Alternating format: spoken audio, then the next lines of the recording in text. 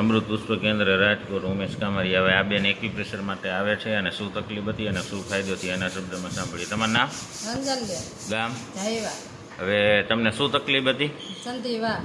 સંધિવા હતો. કેટલા સમયથી? 8 મહિનાથી.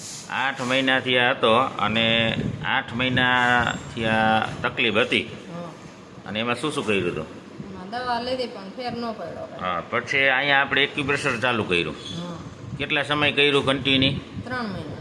3 મહિના પછી હવે ગેપ ચાલુ છે. હા. હવે અત્યારે કેટલો ફાયદો ને તકલીફમાં શું? અત્યારે ખાલી થોડા ફેની થોડીક દુખે છે, બાકી બધું સારું થઈ ગયું. સંધિવા તો ગયો, હા, સંધિવા. હવે પેનીનો દુખાવો રહ્યો એક. બરાબર છે. અને આપણે આજે કેટલામો દિવસનો ગેપ છે? આજે 5મા દિવસ. એટલે 4 દિવસનો ગેપ હતો અને 5મા દિવસે આવ્યા. હા. હવે 5 દિવસનો ગેપ કરશું, 6થા દિવસે આવવાનું. બાકી રેડી બધું કામ કરી શકો? હા, બધું કામ કરે. હવે કાંઈ વાંધો? હા, હવે કાંઈ વાંધો નહીં. ઠેકાણે આવી ગયા? હા, ઠેકાણા. તમને અહીં કોને મોકલ્યા હતા? આ બેને. એને સારું થઈ ગયું એટલે તમને અહીં મોકલ્યા હતા. ક્યાં જાવ એમ? હા, હા. એમ કીધું હતું? હા. તો બરાબર ને? હા, બરાબર હો. બીજાને શું કહેવા માગો? બીજાને કહું કે અહીંયા આવાય, ક્યાંય ન જવાય. તમને સારું થયું એટલે મને ગયો? હા સારું થઈ ગયું અને બીજી તકલીફ હતી એ સારું થઈ ગયું મને અહીંયા. હા.